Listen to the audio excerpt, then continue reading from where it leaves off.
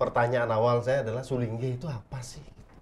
Ya, seperti apa sih tugasnya? Kemudian siapa saja sih yang layak disebut Sulingge? Ya. Sudah mau atau sudah menjadi Sulingge, sudah sesuai dengan tidak dengan tugas dan fungsi kita menjadi seorang Sulingge? Pro kontra kemarin tentang bule yang jadi Sulingge gitu. Ya. Apa boleh apa tidak gitu kan. Nah, jadi kita tidak bicara tentang bule apa siapa gitu. Ya.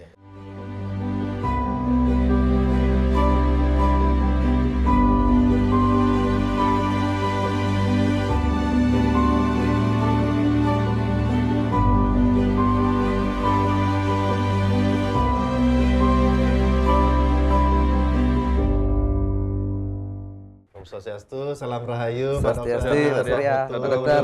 Purnapi Gatra, sehat nih, Sehat. kaya bahagia. Bahagia dan demi Tosgen. Demi Tosgen.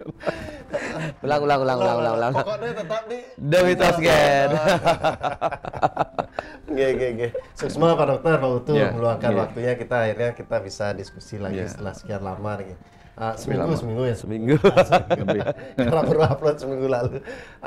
Peniki, Pak Dokter. Ya. Yang banyak sebetulnya dapat tema-tema yang terkait dengan budaya-budaya kita. Ya. Cuman terkadang saya atau kita nih harus diskusi sesuatu yang ada kaitannya dengan mitos-mitos kan gitu. Ya. Nah, ada satu yang saya nggak tahu nih mau dikaitkan dengan mitos atau enggak nih. Yang jelas ini berita viral Pak Putu. Ya Pak Dokter. Terkait apa? Terkait dengan seorang bule lah ya, gitu. Menjadi Sulingge ya, teman-teman pasti tahu lah. Pak Putu tahu, Pak Dokter tahu. Nah, tapi sepertinya kita tidak bahas boleh atau tidaknya, tapi yang mau saya tanya begini loh. Karena sebagian besar juga dari penonton itu bukan orang Bali juga, Pak Dokter, Pak Putu. Jadi pertanyaan awal saya adalah Sulingge itu apa sih? Ya. Seperti apa sih tugasnya? Kemudian siapa saja sih yang layak disebut Sulingge? Pak Putu mau jawab? Aduh, tidak cocok. Ya Pak Dokter. Pak Dokter silakan Pak Dokter. Apa sih gitu supaya tidak inilah mengira-ngira dulu lah. Jadi berangkat dari pro kontra kemarin tentang bule yang jadi Sulingge gitu. Ya. Apa boleh apa tidak gitu kan. Nah, jadi kita tidak bicara tentang bule apa siapa gitu. Tetapi siapa yang boleh dan tidak. Oke. Nah, jadi siapa yang boleh dan tidak. Jadi kita disclaimer dulu nih Pak Putu. Jadi kita bicara ini bukan sebagai seorang Sulingge tentu. Nah, karena nanti akan banyak yang protes begini. Bukan Sulingge kok ngomongin Sulingge. Bukan pemangku kok ngomongin pemangku gitu. Bukan orang Karena PADI. Iya. Kalau PADI itu yang kebetulan ada di PADI. Oh, ada di PADI. Tapi bukan mewakili PADI hari ini bicara gitu. Cuman kita bicara sebagai, kan ada Niki, ada produsen, ada pengguna gitu. Nah, produsen kesulinggehan itu kan guru nabenya. Entah 3 nabe tadi. Nabe napa, nabe waktre, nabe saksi gitu. Tetapi kita bicara sebagai calon pengguna yang akan menggunakan Sulingge itu. 3 nabe ini apa aja tadi? 3 nabe yang nabe napa itu guru langsungnya. Guru langsung. Ya, nabe waktre itu adalah nabe yang kan juga turut menjadi memberikan nasihat-nasihat. Ya, kemudian nabe saksi yang menyaksikan. Nabe waktre niki bukannya ampura niki pemahaman tiang lah bahwa seseorang yang atau ditunjuk untuk membantu mengajarkan kan. Nah, itu sudah memberikan wak gitu kan. Wak itu artinya menyampaikan nasihat-nasihat, membimbing juga, tetapi bukan yang melahirkan. Kalau yang melahirkan ya nabe napa. Nabe saksi yang ikut menyaksikan prosesi itu. Ya, bahwa itu sah apa tidak. Kemudian juga memantau bagaimana berikutnya proses perjalanannya sebagai seorang Sulingge gitu. Nah, jadi ketika kita berbicara sebagai seorang pengguna terhadap calon Sulingge, tentu kita memiliki hak untuk menyampaikan apa yang kita inginkan sebagai seorang calon masyarakat yang akan menggunakan Sulingge itu. Tentu kita berharap secara idealis, kita berharap seseorang yang akan menjadi Sulingge itu sudah memenuhi kriteria yang disepakati bersama baik oleh nabe yang akan melahirkan beliau dari ilmu pengetahuan, juga dari secara formal dari PHDI yang akan mengayominya beliau sebagai Sulinggih. Nah, jadi kita berhak untuk ikut berharap apa sih yang kita inginkan gitu. Calon Sulinggih itu harusnya seperti apa sih yang kita inginkan secara idealis ketika beliau jadi Sulinggih. Nah, mulailah di sini beratnya gitu. Ya kembali ke cerita tadi itu. Apakah boleh bule menjadi Sulinggih? Kalau dia memenuhi syarat-syarat, why not gitu. Karena Sulinggihan itu kan bisa siapa saja gitu. Karena dalam konsep yang pernah dulu disampaikan Pak Putu juga, bahwa ada tahapan kita Brahmacari, Grahasta, Wanaprastha, dan Biksuka. Pada dasarnya semua orang harus mencapai pemahaman sebagai orang suci pada akhirnya. Mencapai Biksuka atau Sannyasin pada akhirnya. Walaupun itu sifatnya dalam bentuk pemahaman, bukan sebagai seorang yang diposisikan bukan status lah, dalam jabatan sebagai orang yang disucikan, yaitu Sulinggih. Kalau bicara pertanyaan tadi, apa sih makna Sulinggih? Su itu kan artinya baik, utama. Itu Linggih, jabatan, kedudukan gitu. Didudukkan sebagai sebuah seseorang yang disucikan dan dihormati. Karena apa? Karena berbagai persyaratan yang telah dimilikinya yang memenuhi syarat untuk menjadi seorang Brahmana yang disulinggihkan. Gitu. Karena ada Brahmana yang sifatnya pemahaman, kayak Pak Putu misalnya. Suatu ketika mencapai pencerahan, walaupun tidak menjadi Sulinggih, beliau sudah mencapai level Brahmana gitu. Level Brahmana ada dalam ininya gitu. Dalam kesadaran di jiwanya kan gitu. Nah, itu. Nah, syarat-syarat ini yang banyak, Surya. Napi mantan. Aduh, kalau dari pertanyaan kayaknya ada niat nih, Pak. Ada. Kalau syaratnya banyak. Ya, beberapa contoh mungkin. Contoh, kalau syarat tentu pertama yang paling berat itu ya. Syarat yang paling berat itu tentu dia harus mempunyai kemampuan untuk berpikir suci, sifat jujur, berbagai sifat-sifat itu yang kemudian sering dikaitkan dengan dasa yama brata, dasa niyama brata, pengendalian tubuh, pengendalian pikiran, pengendalian mental gitu. Itu banyak ceritanya, harus setia dan jujur, harus memiliki kemampuan untuk kemampuan untuk mencerahkan. Karena nanti ketika jadi Sulinggih itu kan tugasnya berat, Pak Putu. Pertama harus tiap hari itu memuja terus-menerus amuja. Tiap hari Surya Sawana. Kalau orang tidak tekun menikmati sembahyang 3 kali sehari atau minimal 1 kali lah untuk memuja itu.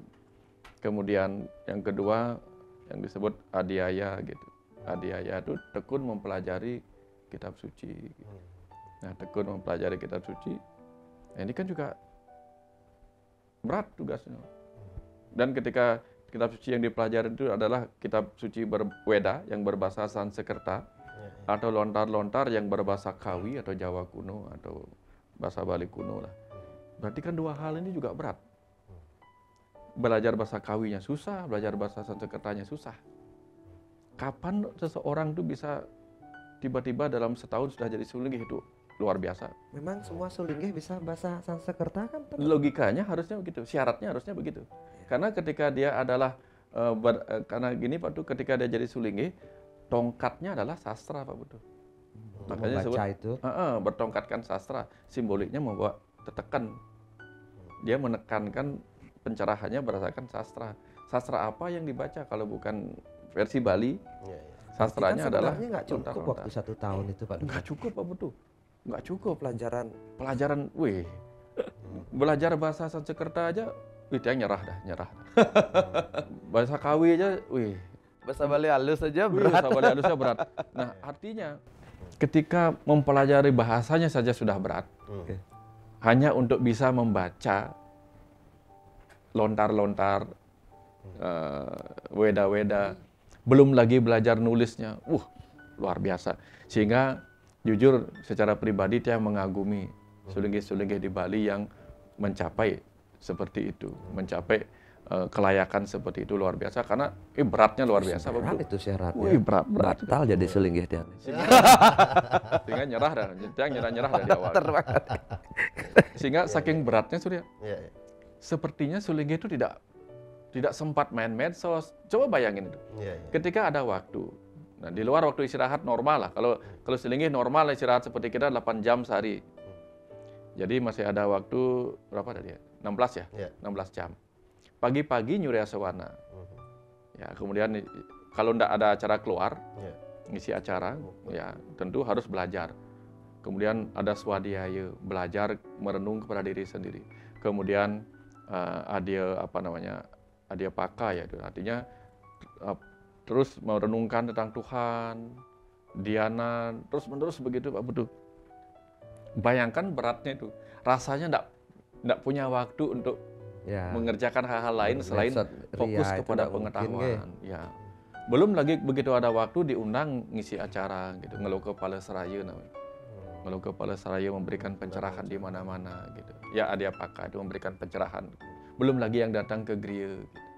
Jadi banyak sekali hal-hal lain yang tidak sempat dikerjakan oleh beliau. Gitu. Atau mungkin Pak Dokter, itu juga yang menyebabkan, tanda kutip nih ya, saya hanya merangkum juga pernyataan-pernyataan dari teman-teman, sahabat, juga pertanyaan.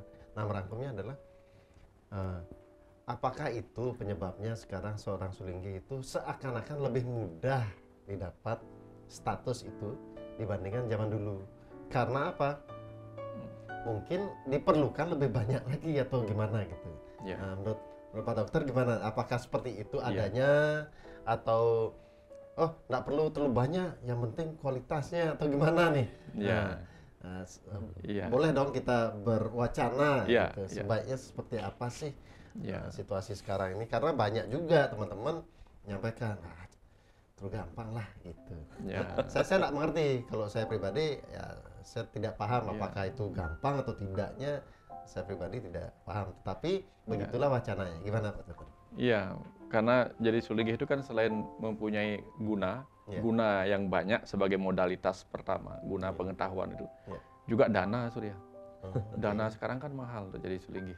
Betul. Dana untuk menjadi Sulinggi. Dana Sulinggi itu biayanya lumayan itu, besar itu, harus disupport. Nah, dulu kalau ada yang demikian kan disupport oleh calon-calon sisya atau masyarakat yang menghendaki adanya seorang Sulinggi, karena mereka lah yang membiayai dulunya, harusnya begitu. Nah kalau sekarang kan Sulingginya harus ngumpulin uang biayanya sendiri. Nah itu kalau ya kapan sempat belajar kalau begitu kan, harus ngumpulin dana dulu kan gitu. Jadi benar-benar berat sekarang kalau jadi Sulinggi, sehingga kalau ada yang sudah jadi Sulinggi itu berarti sudah luar biasa pengabdian mereka gitu. Ya bahwa kemudian masyarakat menemukan tidak sesuai dengan idealisme keinginannya masyarakat, ya itu mungkin menjadi otokritik bagi kita semua, bahwa setidak-tidaknya kita nanti Surya bobok daun, sudah berambut panjang Surya nanti kalau jadi Sulinggi setidak-tidaknya sudah mempersiapkan diri, gitu.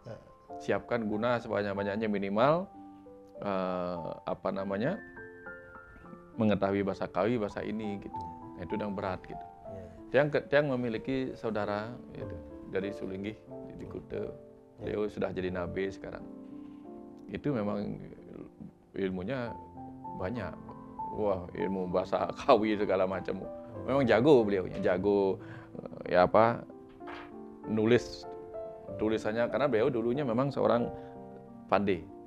Pandai itu artinya juga bikin ukiran cincin dan sebagainya. Dan beliau memang biasa nulis pada lontar. Kalau nulis bisa, baca pasti bisa gitu. Ya, artinya pengetahuan beliau memang banyak tentang hal-hal seperti itu gitu. Sehingga sangat potensial lah memang untuk menjadi itu, dan sangat layak menjadi seorang nabi gitu. Nah, harapannya adalah banyak yang seperti itu. Nah, sekarang di dunia modern sekarang ini Surya, beliau bukan hanya menulis dalam bentuk lontar, tapi dalam bentuk buku-buku juga Pak Putu, untuk menjangkau orang-orang yang tidak bisa membaca bahasa ini. Tetapi secara kualifikasi beliau memang memiliki kemampuan itu. Jadi sangat layak memiliki nabi. Nah, kita membutuhkan yang seperti itu lebih banyak lagi. Apalagi dengan adanya sekolah-sekolah sekarang, Pak. Sekolah Sulinggi itu lebih bagus sebenarnya, bukan lebih bagus, faktor keturunan atau memang sudah belajar mempersiapkan diri jauh hari Pak Dokter? Ya, kalau faktor keturunan kita bisa berbicara dengan ilmu parenting. Kan seorang anak tuh ngelihat apa yang terjadi di wilayahnya gitu. Sehingga ketika di masa kecilnya, minimal kalau dia Sulinggi bapaknya, sebelum ketika dia masih melahirkan kan artinya sebelum bapaknya jadi sulinggih kan pasti orang-orang yang suka spiritual, suka begini, dan itu terus dilihat sama anaknya. Seperti anak tukang kayu, anaknya sering melihat bapaknya begini, gitu. Minimal dia tahulah cara menggunakan gergaji begitu. Sama dengan ini. Waktu bapaknya suka kelak jadi sulinggih misalnya, sebelum sulinggih kan pemangku. Tentu anaknya akan sering melihat atau diajarkan ngaturang banten begini atau bikin banten gitu. Setidak-tidaknya di memorinya dia itu ada, walaupun kemudian dia mungkin sekolah beda jurusan, tapi ada sesuatu yang diwariskan secara genetik dan fenotip di dalamnya. Artinya modalitasnya lebih besar daripada orang yang di masa kecilnya nggak pernah menemukan hal seperti itu, tiba-tiba masuk bisa nggak misalnya sulinggih, misalnya apa garis Brahmana gitu. Terus si yang seharusnya si anak menjadi sulinggih, si anak ini menolak, tidak mau. Ada yang gitu. Ada gitu. Ada Pak Budu. Boleh. Ada boleh. Okay. Gitu. Ada. Karena kan kembali kepada karma gitu. Karmanya. Karena kalau dia tidak suka, tentu dia tidak akan belajar mencintai pelajaran-pelajaran kesulinggihan itu. Karena berat sekali, karena begitu orang jadi sulinggih, dia terikat lagi waktu. Berarti balik lagi ke bule ini berarti ada keinginan untuk menjadi sulinggih ya? Mungkin ada keinginan dari sulinggih, tetapi yang dilihat oleh masyarakat waktu itu mungkin waktunya terlalu cepat. Ya, nah, jadi dianggapnya begitu. Waktu terlalu cepat, sementara yang dibutuhkan adalah sulinggih yang mempunyai kemampuan, ya itu tadi, kemampuan tentang bahasa kawi, bahasa gini, membaca sastra. Kan ketika ditanya nanti, karena sulinggih itu kan juga seorang surya. Surya itu artinya yang mencerahkan. Ketika dia ditanya dan beliau tidak bisa menjawab gitu misalnya, karena belum pernah membaca lontar-lontar Bali gitu, yang luar biasa banyaknya itu, kan jadinya sama dengan, loh, jadi kalau belum siap, kenapa harus jadi sulinggih kan gitu? Ya, bukan tidak boleh, tapi mungkin waktunya terlalu cepat. Pertanyaan masyarakat itu kan? Itu sih ya, itu bukan tidak boleh. Gitu. Ya. Karena seperti tadi Pak Dokter sampaikan, sulinggih itu kan seseorang yang ketika kita datangi untuk mendapatkan pencerahan, beliau itu mampu memberikan punya jawabannya, punya jawabannya segala macam. Nah, kita sendiri ya belum tahu juga nih ya kemampuan beliau ini seperti apa. Kalau lihat dari statusnya yang bule ini, apakah ya, zaman sekarang siapa tahu bule itu jauh lebih belajar dari sebelumnya atau gimana, kita nggak pernah tahu. Seperti itu, tetapi masyarakat sudah membuat satu pendapat bahwa terlalu cepat lah. Seperti itulah situasinya, gitu Pak Dokter. Kemudian kalau saya tanya seperti ini Pak Dokter, ya, kita lihat dari sisi masyarakat deh. Di zaman sekarang bagaimana informasi itu sangat-sangat mudah kita dapatkan. Nah, terkait dengan kesulinggihan, sebetulnya respon kita tuh harusnya gimana sih gitu? Yang saya tahu, masyarakat dulu itu sangat-sangat hormat ke sulinggih. Pada momen tertentu kita, apa istilahnya Pak Dokter, berdana ya? Iya, ya, resiatnya. Melakukan sesuatu lah. Karena kita paham seorang sulinggih kan juga ada hal-hal yang harus disupport oleh masyarakat. Karena sibuk belajar dan sebagainya. Nah, sepemahaman saya hal itu sudah mulai jarang. Bahkan ketika bergeser dan bahkan ketika informasi yang menyatakan mungkin tanda kutip ya seorang sulinggih dianggap salah ucap atau salah tindakan, itu dihujatnya luar biasa sekali. Nah itu gimana nih? Karena di media sosial itu kan sangat mudah sekali orang melempar opini dengan tidak mempertimbangkan bagaimana status seseorang yang diberikan pendapat itu, atau gimana ya pendapat Pak Dokter dulu deh, gimana nih? Itulah kekacauan yang terjadi saat ini begitu Surya. Karena dalam aturan kita beragama di Bali kan itu masyarakat itu tidak boleh menyampaikan kata-kata yang mencaci maki, memfitnah atau hal buruk terhadap seorang sulinggih gitu. Tidak boleh ujarale gitu. Nah, tidak boleh mengucapkan hal-hal yang tidak pantas, tidak layak diucapkan kepada seorang suci. Tetapi kan setiap aksi ada reaksi muncul karena setiap aksi. Jadi kita tidak bisa juga menyalahkan si A, si B. Nah, kalau dulu orang hormat karena memang mereka menempatkan dirinya terhormat sehingga sangat dihormati. Nah, sekarang ketika kita menjadi sulinggih misalnya, kalau tiang jadi sulinggih gitu misalnya, lalu tiang sembarangan bicara gitu. Sehingga kan tiang tidak bisa menjaga dengan baik kehormatan yang diberikan oleh orang lain yang menempatkan tiang sebagai sulinggih gitu misalnya. Sementara tiang adalah seorang yang dijadikan sulinggih harus menyampaikan sesuatu yang menyejukkan. Kalau menyebabkan sesuatu yang tidak bagus, tentu akhirnya menyebabkan caci maki. Jadi tianglah yang menyebabkan masyarakat memunculkan ujar ale karena perilaku yang ale, sifat yang ale, perilaku yang ale, yang buruk sehingga memunculkan kata-kata yang buruk melalui penilaian mereka. Jadi bukan serta-merta salahnya mereka ke tiang, mungkin salahnya tiang pribadi sebagai sulinggih tanda petik kalau tiang jadi sulinggih misalnya kepada mereka. Karena apa? Begitu tiang jadi sulinggih, tiang terikat dengan apa yang disebut catur bandana dharma. 4 keterikatan terhadap dharma dan atau kewajiban dan kebenaran. 1, tiang harus amari aran, berganti nama. Gitu. Sehingga apa fungsi berganti nama? Jangan lihat kata-katanya si Shakespeare ya. Apalah dia sebuah nama gitu. Tetapi artinya ketika tiang sudah diberikan sebuah nama baru, nama yang diberikan oleh Nabi dan dihormati oleh masyarakat nama itu. Ya pendeta apa itu namanya, berarti tiang harus menjaga kehormatan yang diberikan Nabi dan kehormatan yang diberikan masyarakat melalui nama itu. Tiang harus menjaga secara bertanggung jawab. Jangan sampai nama yang suci ini menjadi buruk karena perilaku buruk. Makanya adalah yang disebut amari sesana. Berubah lagi perilaku. Yang dulu perilakunya A, B, C, D dan sebagainya sembarangan, begitu jadi sulinggih tiang ketat Pak Putu, harus ketat dengan perilaku. Tidak boleh duduk sembarangan, bahkan tidak boleh pergi ke bawah tenda Pak Putu. Ya, pergi ke warung tenda itu tidak boleh, karena dianggap itu bukan bangunan suci. Kemudian amari wese, rambut sudah harus dibentuk yang beda gitu. Tergantung kalau tiang kasiwan ya kerucut, kalau tiang kasogatan ya sampai sebahu gitu. Nah kemudian tiang tetap harus hormat kepada guru yang disebut amulahakan guru susruse, harus hormat dan bakti kepada guru, mengikuti ajaran-ajaran guru. Jadi ajaran guru itu ya banyak, termasuk tattwa dan susila, harus tiang jalankan gitu. Nah kalau itu tiang tidak jalankan, berarti tiang tidak bertanggung jawab terhadap kehormatan yang diberikan kepada tiang, sehingga muncullah ujar ale itu. Kalau ujar ale disampaikan kepada seorang sulinggih, lalu sulinggihnya marah dan menyampaikan kata-kata yang bersifat kutukan, itu bisa terjadi. Kalau itu terjadi, salah siapa?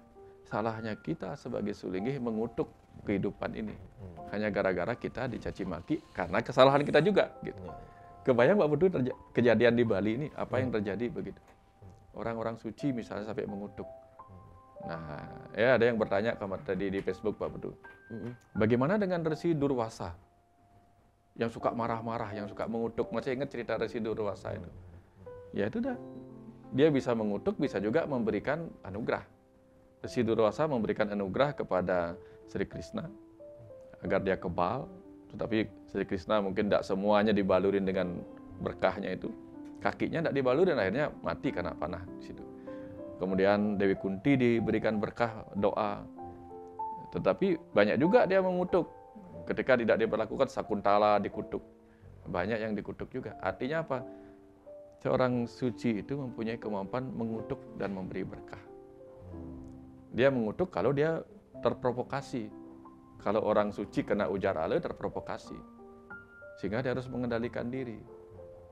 Jadi bukan saja mengendalikan diri agar tidak kena pada saat kena ujar ale, mengendalikan diri jangan sampai kena caci maki. Nah ini yang berat Pak Putu.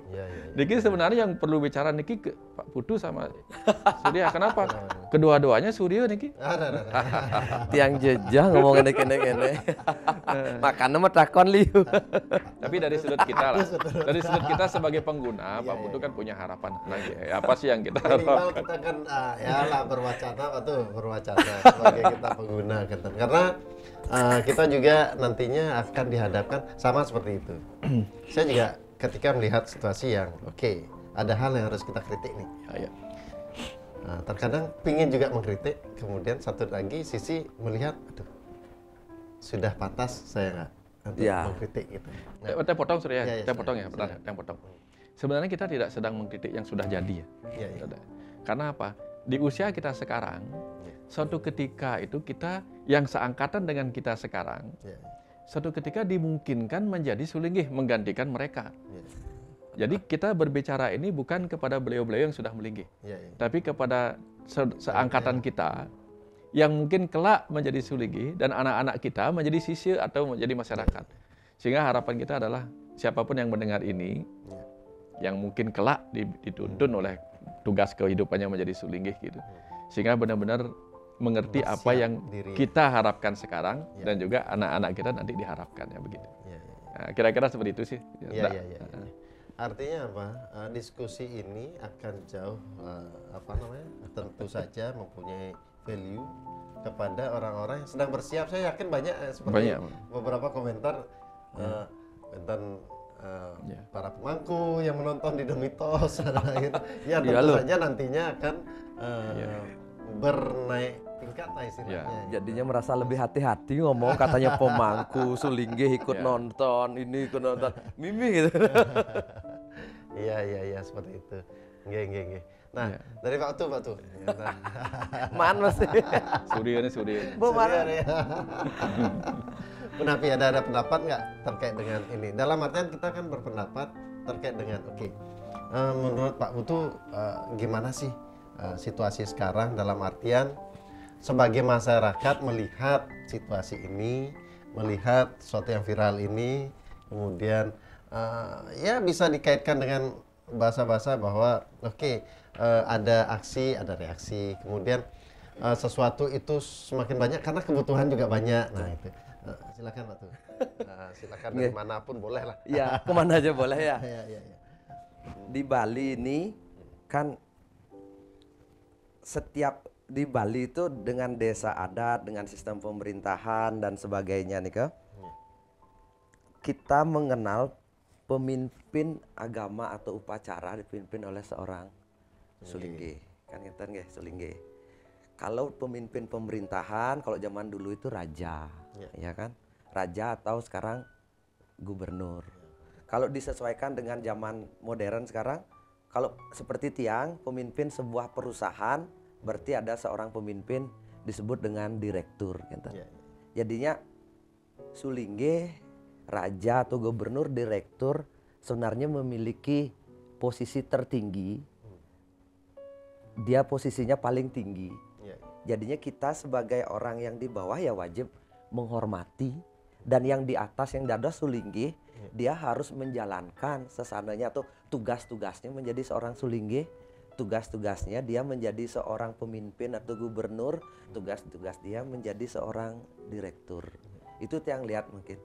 Nah, pertanyaannya sekarang sebenarnya balik ke diri sendiri. Kalau kita jadi sulinggih itu sudah mau atau sudah menjadi sulinggih, sudah sesuai dengan tidak dengan tugas dan fungsi kita menjadi seorang sulinggih. Harus balik lagi ke hati sendiri. Betul. Pak Dokter. Betul. Kentan. Nggih, untuk kita sebelum menjadi sulinggih itu kita memutuskan apakah karena keterpaksaan mungkin, apakah karena mungkin ingin dikenal sebagai sulinggih, atau memang dari dalam ingin melayani masyarakat sebagai pemimpin umat gitu. Di situ letaknya awalnya sebenarnya. Kalau ini sudah benar niatnya, baru dia menjadi sulinggih itu pasti menjalankan tugas dan perannya dengan baik dan benar. Tugas dengan perannya. Nah, sama seperti bule ini kan viral mungkin masyarakat banyak menjustis, mengasih menjudge gitu kan, banyak sekali. Kita harus tanya lagi ke bule itu, memang kalau dia dikasih ruang untuk terbuka bicara, kalau niatnya dia tulus ingin melayani masyarakat, ingin melayani umat Bali, ingin jadi pemimpin di bidang upacara keagamaan, ingin memberikan pencerahan-pencerahan agama, ingin menjadi pemimpin untuk memberi petunjuk, pengarahan dan sebagainya di bidang spiritual, why not? Ya kenapa tidak? Tapi kalau dia punya tujuan lain, misalnya memperkaya diri, mencari uang, pekerjaan tambahan, sekarang kan banyaklah pekerjaan tambahan dengan berbagai cara untuk mencari uang gitu. Ya itu memang salah gitu. Baik, kalau tujuannya seperti tadi, peran dan fungsinya sebagai sulinggih, ya kita niatnya baik, ya kemudian kita lihat bagaimana perilaku berikutnya, kan gitu. Jangan langsung menjudge gitu. Tapi kalau dari awal kita sudah lihat mungkin si bule ini sudah perilakunya buruk, itu mendadak terus menjadi sulinggih, ya wajar masyarakat memvonis tidak baik kan, karena dasarnya saja belum bagus apalagi. Tapi kalau dia sudah punya peran sosial sebelumnya yang bagus, ternyata ya pengabdian kepada masyarakatnya bagus. Istilahnya kalau orang zaman sekarang bilang itu rekam jejaknya sampun becek di belakang gitu loh.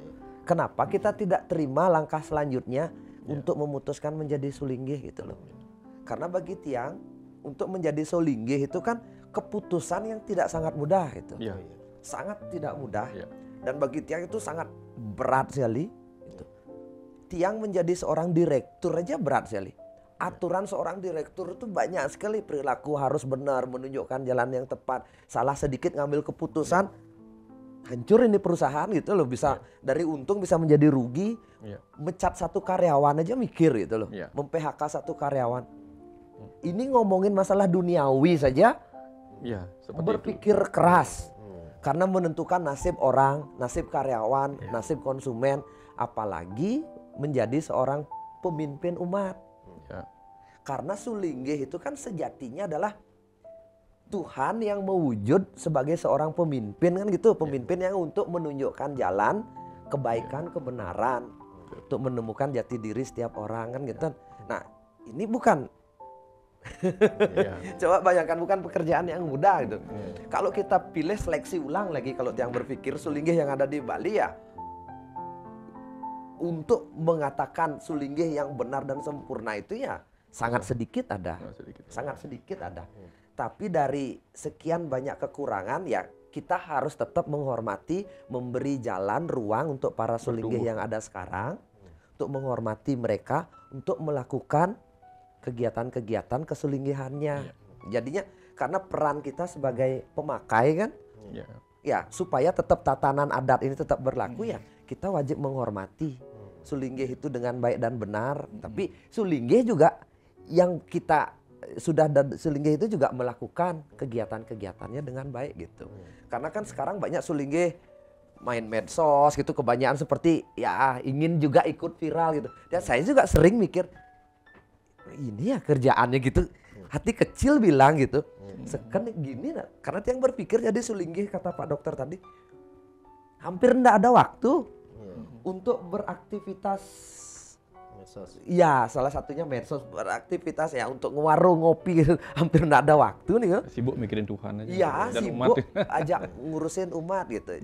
Jadinya balik lagi kita sebagai umat Hindu ya kita harus ya apa ya bahasanya, kita sebagai umat Hindu ini kembali belajar ulang bagaimana peran seorang sulinggih, dan kita sebagai masyarakat memberi ruang untuk sulinggih itu melakukan kebaikan untuk umat di Bali gitu. Itu sih bagi Tiang Pak Surya. Tiang nggak berani terlalu banyak berkomentar karena kan Tiang ngomong memang kita jadi sulinggih ya tanya. Ya. Dalam artian memang persyaratan memang harus dipenuhi. Betul. Nantinya seseorang selain dia mempunyai niat untuk kebaikan, seperti tadi Pak Putu sampaikan, untuk mempersatukan umat, memberi pencerahan, tapi dia harus juga disertai dengan kemampuan tadi kan gitu.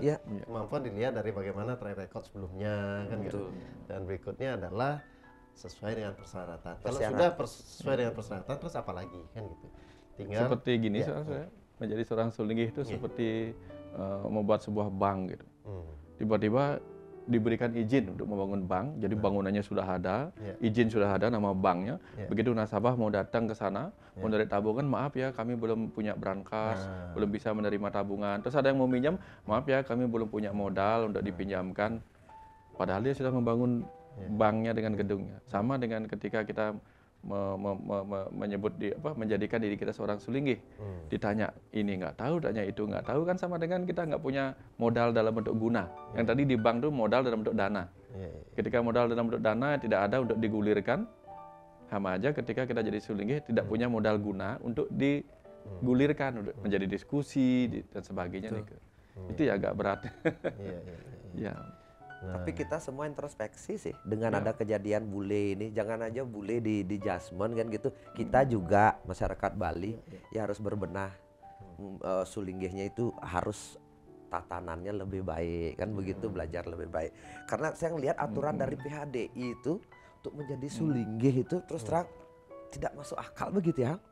Kalau ada, kalaupun tiang ada keinginan, ya tiang sudah berniat baik menjadi sulinggih, tidak akan bisa melakukan itu. Terus terang aja, saya pun agak berat dengan aturan dari PHDI itu. Salah satunya itu dah Pak Dokter Tiang baca aturan jadi sulinggih nih kok. Salah satunya ngerti bahasa Sanskerta. Belajar bahasa Inggris kan kewah pobin belajar bahasa Sanskerta gitu ya tiang. Itu berat. Saya nggak tahu apakah itu menjadi syarat mutlak. Tapi yang pikir sekarang pun yang jadi sulinggih tidak mungkin bisa. Mungkin kalau membaca mantra bisa. Tapi kalau berbahasa Sanskerta orang India aja belum tentu bisa. Jangan berharap kita bisa itu. Dari syarat itu berat dan akhirnya banyak yang melanggar. Banyak yang baca.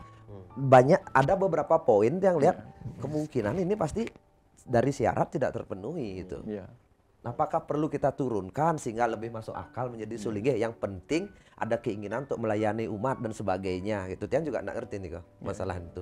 Karena ketika bicara masalah mantra, mantra itu kan lebih banyak bahasa, kalau nggak bahasa Jawa kuno, bahasa Bali kuno atau bahasa Kawi, bahasanya bahasa Sanskerta gitu. Jadi kalau nggak bisa benar-benar memahami bahasa Sanskerta gitu, bagaimana memaknai mengucapkan itu ya nggak beratnya, kecuali di levelnya pemangku. Di level pemangku itu kan masih boleh nyonteng, jadi masih boleh menggunakan bahasa kita, bahasa ibu. Nah di level sulinggih itu sudah bahasanya bahasa beda, bahasanya sudah mantra. Mantra itu kan bahasa rahasia. Ketika bahasa rahasia tentu hanya beliau yang tahu dan ininya. Gitu. Nah kalau itu bahasa-bahasa sandi lah gitu, ketika beliau nggak tahu kan susah juga. Jadi kecuali nanti pendetanya pakai bahasa Indonesia wajar lah. Selama kita masih pakai bahasa Kawi. Gitu.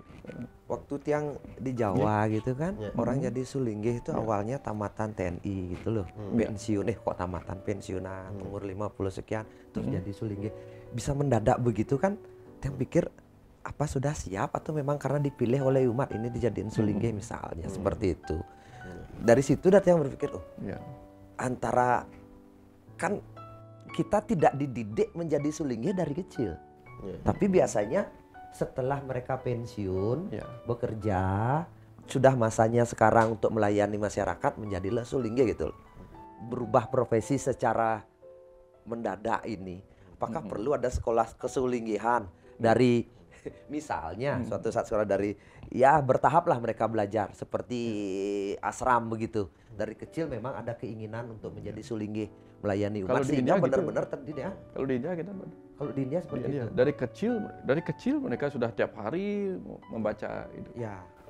Kalau dari teorinya mungkin Nika yang nabe yang kedua tadi nabekan. Nabe Waktra. Nabe Waktra ini yang bertugas untuk memberikan tahapan-tahapan. Kalau Nabi Bakri hanya beri nasihat-nasihat. Nasihat mantan. Kalau yang melahirkan, yang mengajari semuanya Nabi Napaknya. Nabi yang melahirkan yang Nabi Napak nih. Itu guru nabinya. Itu guru nabi yang paling bertanggung jawab. Nah biasanya sih kalau guru nabi itu memang memberikan, ini tolong dibaca.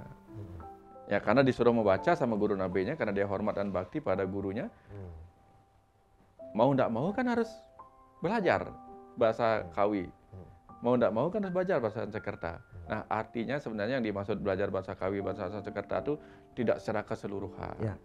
Kita saja orang Indonesia, ndak semua bahasa Indonesia kita tahu. Contoh misalnya, belum tentu kita tahu apa arti kata berkelindan gitu misalnya. Mungkin itu maksudnya bahasa Sanskerta yang berkenaan dengan mantra dan keagamaan. Itu aja. Kalau itu enggak semua.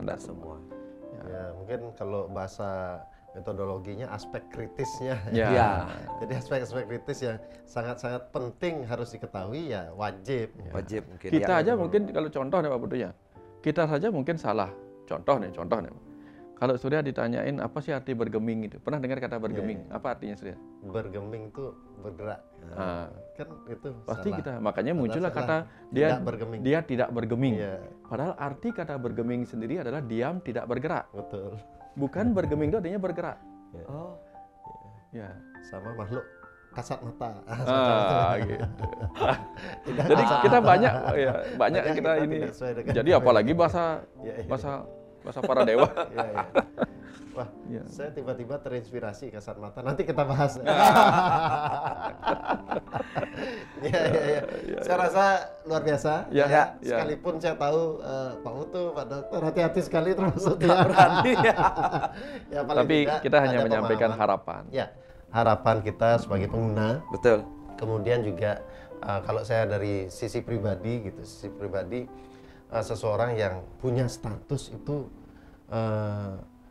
akan jauh lebih seharusnya mempertanggungjawabkan status itu dibandingkan seseorang yang tidak punya status itu kan gitu. Ya. Artinya apa? Oke, seorang tiang lah bukan selingkuh. Oke, salah-salah dikit mungkin enggak apa-apa karena dia tidak seorang selingkuh atau polisi lah gitu. Tapi ketika polisi itu melanggar kan, nah itu beda lagi seharusnya. Sanksinya jauh lebih berat karena seharusnya beliau-beliau itu paham apa yang seharusnya dilakukan. Nah, yang tanya dulu Pak Dokter atau Pak Surya. Yang sebenarnya ngasih tugas mengasih pencerahan di bidang keagamaan itu PHDI atau Sulinggi? Yang biasanya Dharma Wacana gitu kan dari PHDI Pak Dokter. Ya, kalau dulu dan sekarang ya. Dulu yang boleh memberikan itu adalah para Sulinggi. Tapi syaratnya orang-orang mendatangi gereja untuk belajar. Ketika keluar, beliau juga bisa ngeloke Pala Seraya. Pada saat beliau memimpin upacara, beliau menyampaikan itu. Ya. Tapi tuntunan sastra itu kemudian diambil alih oleh para seniman. Seniman melakukan tontonan untuk memberi tuntunan. Jadi ada dalang. Dalang itu tujuannya memberi tuntunan lewat tontonan. Ada bondres, topeng. Beliau menunturkan itu. Itu perannya. Sekarang tarian itu dalam bentuk Dharma Wacana. Dalam bentuk wacana ya itu boleh diambil oleh, belum tentu Sulinggi, boleh diambil oleh yang biasa jadi dalang, boleh menyampaikan itu, atau yang pokoknya yang pernah baca sastra lah Pak Putu, gitu. Itu sebenarnya. Seingat saya juga Pak Dokter, Pak Putu, saya mulai tahu tentang Dharma Wacana yang dilakukan Sulinggi itu ketika ada Made Gunung. Itu aja satu yang lihat, yang fenomenal lah, mengawali. Bagaimana Dharma Wacana dilakukan oleh seorang Sulinggi dan itu ditanyakan kan gitu. Karena gini Pak Surya, Pak Putu, karena kenapa beberapa ada yang menyarankan harusnya Sulinggi itu tidak boleh Dharma Wacana, ada yang menyarankan demikian. Karena apa katanya? Logikanya katanya begini. Ketika dia menyampaikan Dharma Wacana, berarti kan dia mengajari. Ya kalau pas nabenya yang nonton, dia ngajarin nabenya, itu tampaknya demikian. Artinya memamerkan itu bukan berarti tidak boleh menyampaikan sesuatu. Tentu yang dimaksud adalah bagaimana ketika menyampaikan pengetahuan itu tidak bermaksud untuk minterin, gitu. Memang untuk mencerahkan, gitu. Nah inilah kembali dibutuhkan kemampuan komunikasi lagi Pak Betul. Komunikasi seseorang yang memberikan Dharma Wacana itu berat juga gitu. Berarti kan bukan hanya pemimpin upacara kan ini ke. Jadinya juga pemimpin spiritual. Pemimpin spiritual kan memberikan pencerahan. Berarti salah satunya yang memberi wejangan-wejangan. Nilai-nilai spiritual di situ mungkin. Kalau kita yang salah ngomong pas misalnya kita disuruh isi Dharma Wacana, salah ngomong masih oke lah. Masih oke karena apa? Kita tidak bisa, kata-kata kita bukan kutukan. Tapi ketika seorang Sulinggi menyampaikan sesuatu yang salah, lalu lo kok begitu gitu. Nah jadi kena ujarala lagi. Nah, berbahaya lagi. Tetapi sekarang titik tengahnya yang menurut Tiang, nanti Pak Putu cari lagi titik tengahnya. Menurut Tiang itu adalah apa? Bagaimanapun juga kita harus paham juga betapa beratnya menjadi Sulinggi. Jadi ketika beliau salah menyampaikan sesuatu, tidak harus sebagai umat itu kita sembarangan. Karena Tiang tidak pernah bagaimanapun, tidak pernah sampai berani mujarale beliau seorang Sulinggi bagaimanapun. Kita tetap harus hormat kepada beliau karena memahami beratnya menjadi seorang Sulinggi itu. Sehingga kalau salah sedikit ya kita cari menurut versi yang kita menurut benar, tanpa perlu mencaci maki, menjat hal buruk terhadap Sulinggi kan begitu. Ya itu kita sebagai umat.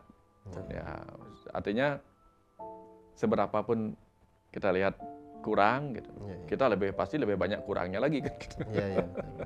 Betul. Ambil yang baiknya gitu ya. Ya. Luar biasa sekali. Ya, siapa tahu Pak Putu dengan kita diskusi ini jadi ada ide.